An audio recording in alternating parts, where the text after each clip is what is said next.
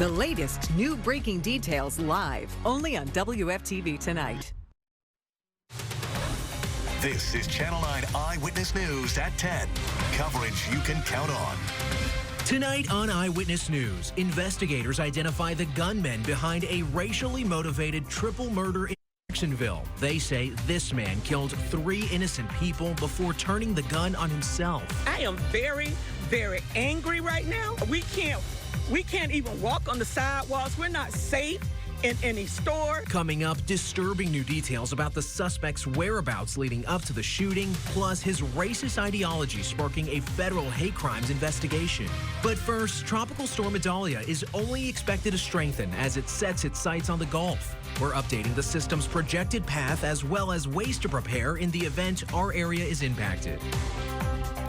As we come on the air right now, Tropical Storm Adalia continues to churn up trouble near the Yucatan Peninsula. Thanks for joining us. I'm Rafael Puris. The system is only expected to strengthen as it continues to potentially eventually become a hurricane when it enters that Gulf Coast over there and starts mixing in with those warm waters. Well, certified meteorologist George Waldenberger is in Severe Weather Center 9 for us with a look at Adalia's latest track. And George, there's still a lot of uncertainty about where exactly it's going to make landfall, but pretty safe to say parts of Florida will be impacted. Yeah, we're waiting for impacts here in Central Florida. Right now, Adalia over the far northwest Caribbean. This is about 700 miles away from us. It actually moved a little farther away than it was last night at this time, but it'll come back to the north. This evening, the update is it strengthened just a little bit. So the wind's now up to 45 miles per hour from 40 miles per hour. This gives us about 48 hours or a little bit longer until this moves closer to the Gulf Coast, likely moving just to the northwest of Orlando Tuesday night into Wednesday morning. This is the forecast track as of 5 p.m. We'll have another update at 11 p.m. We'll try and get you that before the end of the newscast here if it comes out early. But you can see a landfall here. Again, this is 2 a.m. So between Apalachicola and the Tampa Bay area. And again, there's Orlando, so the cone largely to the northwest. So we are seeing a few coastal showers. These aren't related to either of those systems, Adalia or Franklin, which is a hurricane to the east of us that will stay to the east of us. But something I've noticed this evening, just a very large convective burst. So again, a lot of convection associated with Adalia into the late night. And what we'll be watching for overnight through tomorrow is for the complete center to be wrapped by this convection. That'll be a sign of further organization, and that will accompany further strengthening as this moves into the Gulf tomorrow and then intensifies into a hurricane. But right now we have tropical storm watches for Lake and Polk counties. Sumter County is under a hurricane watch, and that extends over much of the Gulf Coast and Tampa Bay area. And coming up, we'll walk you through hour by hour tomorrow, what to expect Tuesday, and then when the storm passes Tuesday night into Wednesday, the biggest impacts that we anticipate and some of the uncertainties we still have. Raphael? All right, George, and Governor Ron DeSantis has already declared a state of emergency for 33 counties here in Florida. That includes Marion, Sumter, and Polk.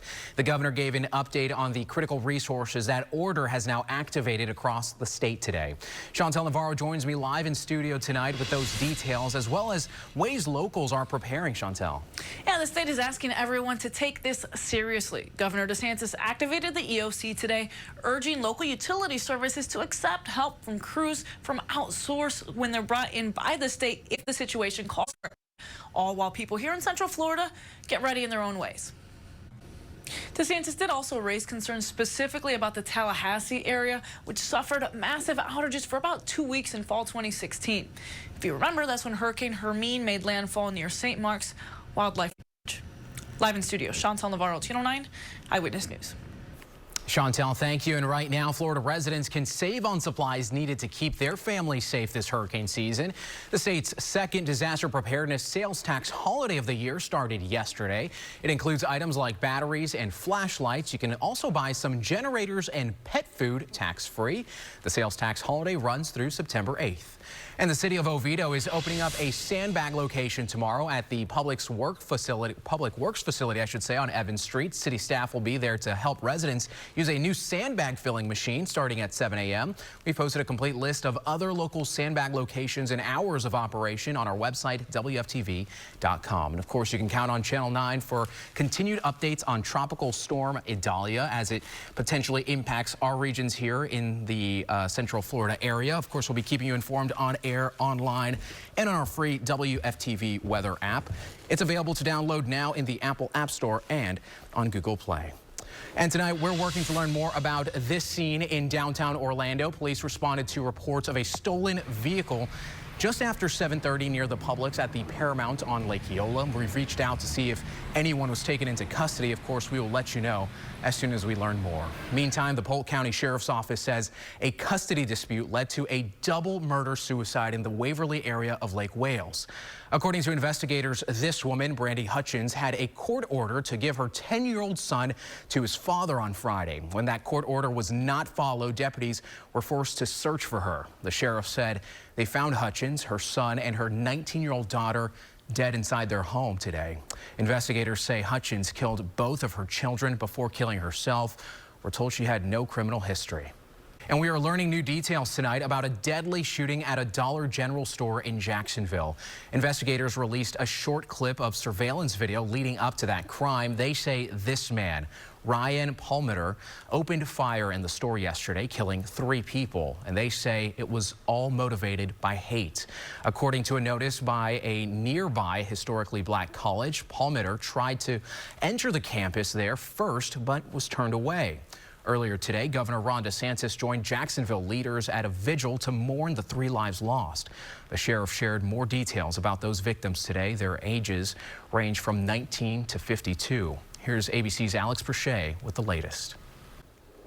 Dollar General released a statement today following the shooting in Jacksonville, saying one of the victims actually worked at the store. And we quote, "The DG family mourns the loss of our colleague, Anult Joseph A.J. Legary Jr., who, along with 2 of our customers, were the victims of violence yesterday. We extend our deepest sympathies to their families and friends as we all try to comprehend this tragedy. There is no place for hate at Dollar General or in the communities we serve." And we are staying on top of some breaking news out of Kissimmee right now, where several police responded to the Regal movie theater near North Thacker Avenue and John Young Parkway. It's unclear what prompted this response. However, several viewers called to report a helicopter canvassing the scene earlier this evening. Of course, we will let you know as soon as we hear back from law enforcement. A police officer is in the hospital tonight, and 2 other people are dead after a hit and run in Ocala. It started last night while officers were working a crash on South Pine Avenue and Southwest 17th Street. Officers say a car ran through the intersection and hit a patrol car and a pedestrian. That pedestrian, identified as James Thompson Jr., died at the hospital. The driver took off, starting a chase. And during the pursuit, the hit and run driver crashed into another patrol car while an officer was inside. Ocala police say it appeared to be intentional. The hit and run driver was taken to the hospital, where he later also died from his injuries. He has been identified as Christopher Winningham. A Deltona man, already wanted for multiple felonies, is facing an even longer list tonight. That's after deputies say Evans Leon Paul Jr. ran from a traffic stop yesterday, then tried to hide in a wooded area. The Volusia County Sheriff's Office says their Air 1 helicopter responded to the scene and was able to pick up on his heat signature. Yeah, this might be him. It's a good sized hotspot. It's moving. Investigators say they searched the area where Leon Paul was hiding and found a Glock that was reported stolen back in 2021, along with extra magazines, ammunition, and a knife.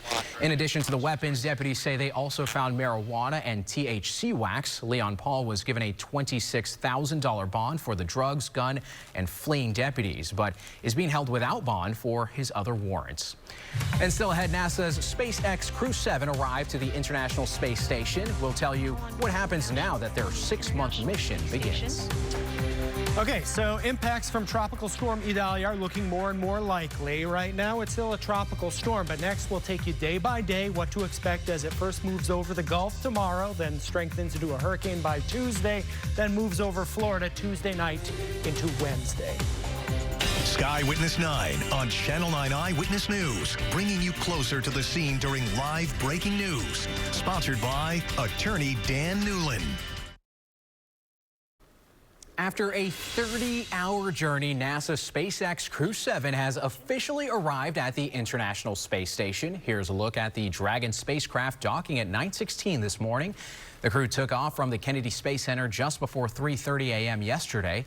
The 3 astronauts and 1 cosmonaut will take over at the ISS for Crew 6. During their 6-month stay, Crew 7 will conduct new research meant to prepare humans for exploration beyond low Earth orbit, including the collection of microbial samples from the exterior of the space station and the first study of the human response to different space flight durations. The Viera High School junior varsity and varsity football teams will now be allowed to compete this week. The teams were initially put on suspension following a hazing incident that was recorded and posted to social media. Some students were suspended as a result. The varsity head coach was also relieved of his duties. Football practice was allowed to resume last week, but this past Friday's games were canceled. All right, now time to get back to the weather. We know Tropical Storm Adalia is headed towards the Gulf right now, and George, you've been keeping a close eye on this. Yeah, we have a couple days to watch it. We're looking at potential impacts Tuesday, especially Tuesday night into Wednesday. And right now, Adalia is a tropical storm, but it's forecast to strengthen into a hurricane before too long. So let's get right to it. Tracking Adalia. And at this point, this is the latest forecast cone. This was issued at 5 p.m. and then the latest update to the position and the strength of Adalia as of 8 p.m. Winds now up to 45 miles per hour. So still a low-end tropical storm, but a lot is going to happen in the next 48 hours. First, tomorrow it will begin moving north and eventually back over the Gulf. Then by Tuesday morning, up to a Category 1 intensity. At least that's the forecast. Still some uncertainty here, especially with the intensity. And then you can see up to a Category 2 now before landfall anywhere between the Apalachicola area and the Tampa area, and that'd be into early morning. Remember that range. We'll get back to it. But the timeline will be tomorrow. We'll have a few scattered storms, mainly midday and afternoon, but Adalia is still pretty far away. Now, Tuesday, the risk of storms is there and higher in the afternoon and evening, and we'll have an increasing risk of tornadoes with any storms in the afternoon and evening. That's Tuesday. Adalia is getting closer at this point. Then Wednesday, Tuesday night into Wednesday, Adalia looks like it'll make its closest pass. Right now, most likely to the northwest of Orlando, areas of squally, gusty rain, and watching that flooding threat as well. Again, a few coastal showers. These are not associated with either Adalia or distant Hurricane Franklin, which will stay off our coast here, but this will enhance some of the wave action at our beaches on the East Coast as we get toward Wednesday. Couple that with the winds from Adalia, which is what's going to generate the advisories that we're looking at here. A hurricane watch is in effect for Sumter County. Again, this is for the impacts that we're expecting with Adalia approaching Tuesday into Wednesday. Lake and Polk County under a tropical storm watch. And the reason why? Well, as Adalia moves over the Gulf, you can see on Monday afternoon we have some afternoon storms, but it's still pretty far away. Tuesday, it's getting more organized. In the morning, maybe we get a little bit of a break from the rain, but you can see the rain is developing for the afternoon. So any preps you want, you're doing, we want you to have those done before Tuesday mid-afternoon, before we start seeing more of this rain moving in. And then Adalia's nearest Tuesday night into Wednesday. I drew a yellow line here indicating that all of this is fair game for a potential landfall. You can see the center in this particular model a little closer to Marion County. So what we'll be watching for is if future tracks will shift closer to Orlando. That would mean we would have even higher impacts. But these look to be the biggest impacts as the current forecast stands. Squally, gusty, fast-moving showers, especially Tuesday afternoon, overnight into Wednesday. Isolated tornadoes in that time frame, and also the chance for some flooding. Look at the wind field. Again, in yellow, this is the tropical storm force wind forecast. Tuesday evening, likely approaching Orlando and pushing over central Florida with the heavier winds possibly clipping Marion County in the early Wednesday morning time frame. Again, this depends on the track Adalia takes. If it's closer, it's a little higher chance, but we already have a chance right here in yellow of at least isolated tornadoes Tuesday. This will likely get bumped into Wednesday as well. And coming up, we're going to talk more about the rainfall forecast, how much rain we could see again Tuesday into Wednesday. And also we'll talk more about the rain timing on a local level so you can make your plans. Your 7-day forecast of the weekend always in view. You can see the higher rain chance building on Tuesday. The winds build on Tuesday as well. Then Tuesday overnight into Wednesday, that's the tropical storm symbol for Adalia. Then Thursday, Friday, some lingering showers and drier by next weekend. We'll be right back. Weather from Severe Weather Center 9 is brought to you by the law offices of Attorney Dan Newland. It's going to shake up your day if you don't know what to expect when you leave your house. You may need the umbrella at lunchtime. You may not need it on the way home. We'll worry about your commute, what's going to impact you on the roads, how to dress your kids so they're prepared. Because it's not a fun day when you run into something you didn't expect. I want you safe. I want you safe and your family safe as you go about your day. We're here to help you prepare for it. We've got you. Us three, we're on top of it. Eyewitness News this morning, live tomorrow starting at 4:30 a.m. Orange County is making a major investment to try and curb crime involving our youth. We've been telling you about recent efforts to stop youth violence here in Central Florida. The county now plans to fund the Credible Messengers mentorship program that works directly with at-risk youth. Channel 9's Sabrina Majore explains what this means for children and teenagers here in our area. 5,000 pilots nationwide are now under investigation. What the FAA alleges those pilots may have lied about. That's coming up next.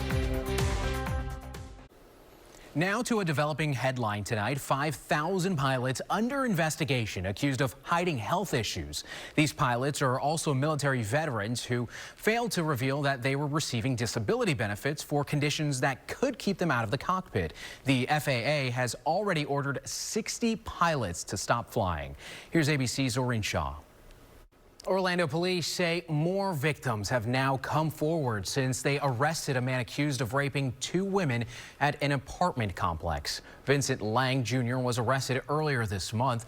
Investigators say he raped 2 women at knife point in vacant units at the Metro West Apartments in June and August. Detectives believe there are even more victims out there. If you know of anything, come forward. It is very important to hear from all victims of this man. That has assisted investigations immensely every time another victim has come forward. So that is very important for us to hear from everyone. Lang is being held without bond. Again, if you have any information that could help investigators, call the Orlando Police Department or Crime Line. And new tonight, a South Carolina college student was killed when police say he tried to enter the wrong home. This happened early Saturday morning, just a few blocks from the university in Columbia. Investigators say a 911 call came in about a burglary, but then got upgraded to a shots fired call. When first responders arrived, the 20-year-old had been shot. A statement from the police department says the victim lived on the same street as the house he was trying to get into. The investigation is ongoing. The interim superintendent for Flagler County Public Schools plans to hold a meeting this week to address an assembly that had parents outraged. Last week at Bunnell Elementary School, the district said a group of black students were pulled out of class and presented with a PowerPoint titled "The Problem." The district has said the intention was to encourage the group of 4th and 5th graders to perform better on test scores. Why an assembly of this style was chosen, I am not sure, but I am confident that that is likely going to come out. A principal and teacher at the school are now on administrative leave. The meeting is this Tuesday at the G.W. Carver Center in Bunnell. It will start at 6 p.m. And there are more changes coming to local schools because of the state's new parental rights and education law. Every event or activity now needs parental permission. Seminole County Public Schools is trying to make the process easy for parents. Some schools are listing every calendar event on a form to streamline things for parents. Guest speakers for teach-in, things like that, where we may not have all that information ahead of time that would require that consent. The form is only required for students under 18. The district says parents should keep an eye out for emails so your child doesn't miss out. And Orange County schools and the teachers union are stuck at an impasse over teacher pay. It's all over the model of how they'll increase pay for teachers. Our Ashlyn Webb breaks down what each side wants and what happens next. And Channel 9 found that Miami-Dade and Broward school districts have adopted the pay model the union is seeking here in Orange County. Osceola County's school board is set to vote on whether it will adopt it at their next meeting. Orange County says they're complying with orders from the State Department of Education. Seminole County schools reached an agreement on raises with its teachers. Here's the breakdown. Teachers who are rated highly effective will receive a raise of about $2,100. Teachers considered effective will receive a raise of about $1,200, and teachers with 10 or more years of experience will get a bonus of $70 per year. Happening tomorrow, the evidence in the case against former President Donald Trump and his 18 co-defendants will be center stage in a Georgia courtroom. There will be a hearing Monday as Trump's former chief of staff attempts to move his case to a federal court. Mark Meadows is one of 5 defendants to ask to move their cases out of state court, but he's the first to actually be granted a hearing.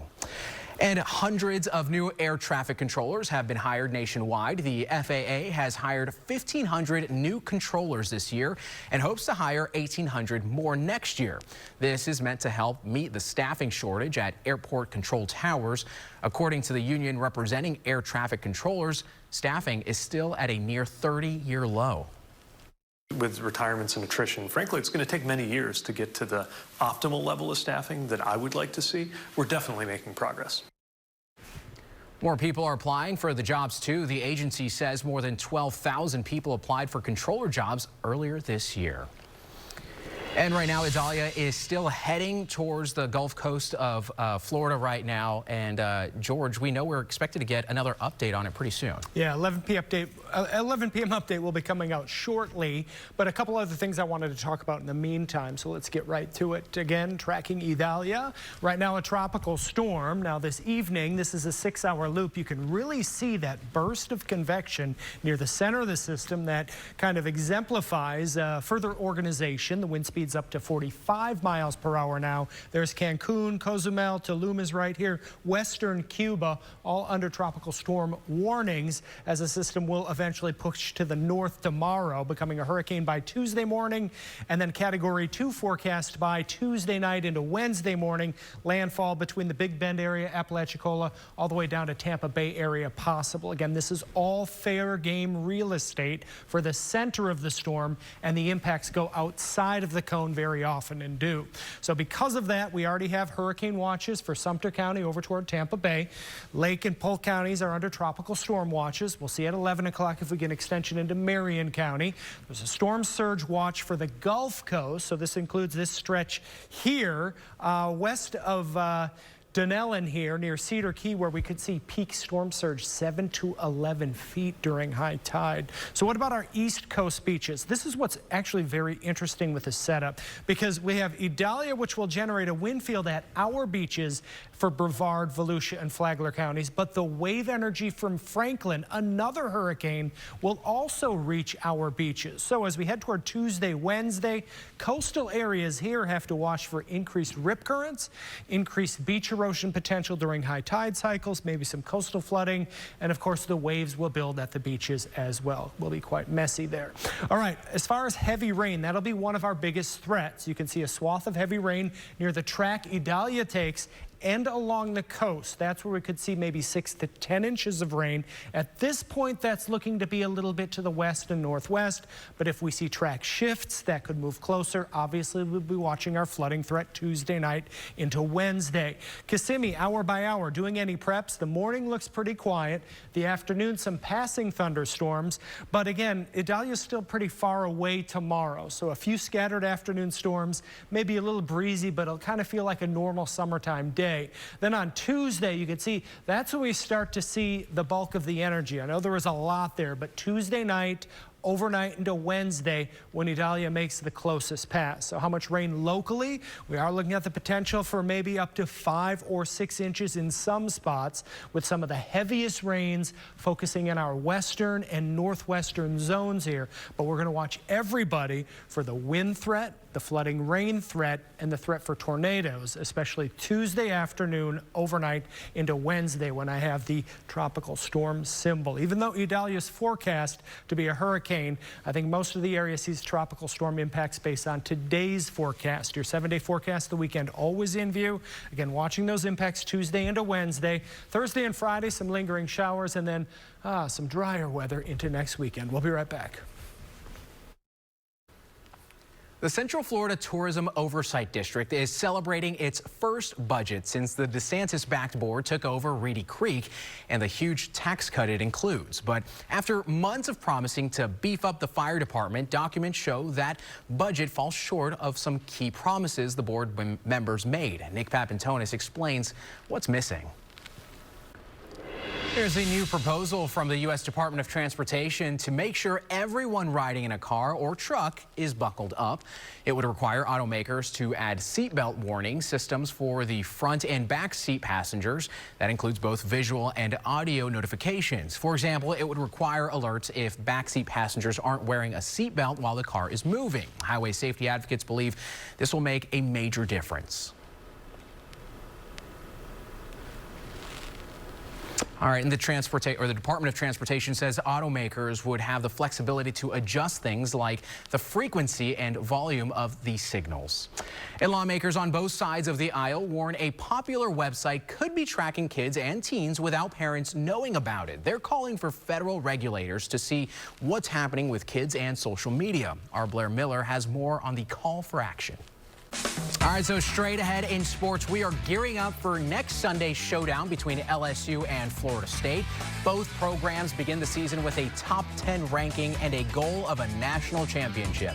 Jared Oliver has a preview when we come back.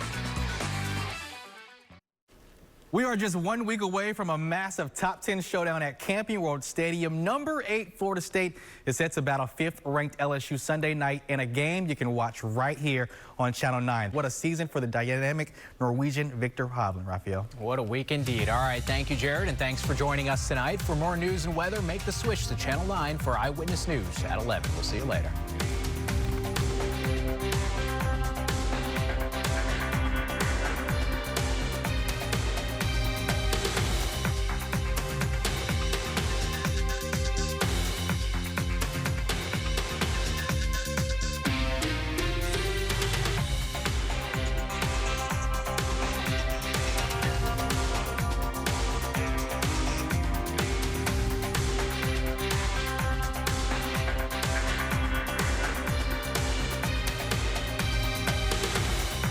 It's a privilege to be Central Florida's chief meteorologist. It's something that I take internally.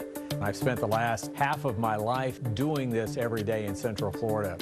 We pool all of our resources here in Severe Weather Center 9 to give you the latest advanced warning so you can take those early steps to keep your family safe. You have to build that trust over the years, and that's what I always strive for every day. Keep building trust. I try to get every day right, and I won't stop. I'm here to keep you safe.